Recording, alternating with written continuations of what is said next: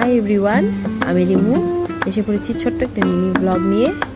আজকে একটা রেসিপি বানাবো ডালের।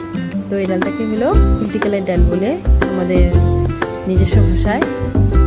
তো এই ডালটাতে বানাতে গেলে জিরা গুঁড়া, একটু হলুদ দিয়ে দিয়েছি, নুন দিয়ে দিয়েছি, স্বাদ মতো মরিচ গুঁড়া দিয়ে দিয়েছি, মরিচ বাটাও করে দিয়েছি।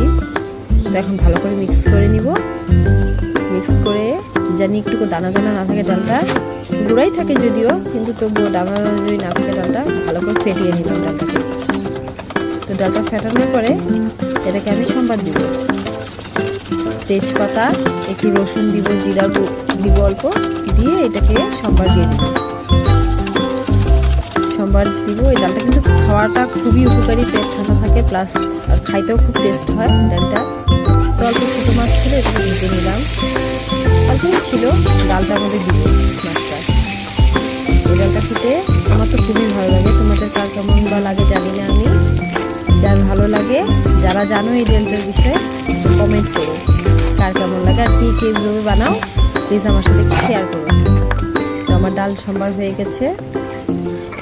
আমি এখানে একটু দিয়ে দিব চিনি, স্বাদ মতো অল্পটুকু চিনি দিব, বেশি দিব না, যেন একটু স্বাদটা হয়।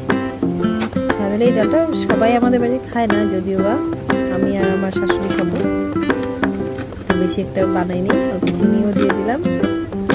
তো তোমরা এই ডালটাকে কে কি কি নাম বা বলো আমি তো জানি না, আমরা তো বলি পলিটিক্যালের ডাল এটাকে। এই দেখো আমার ডাল হয়ে গেছে।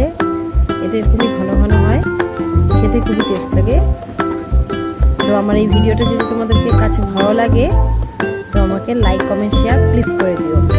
তো tata, bye bye, good night.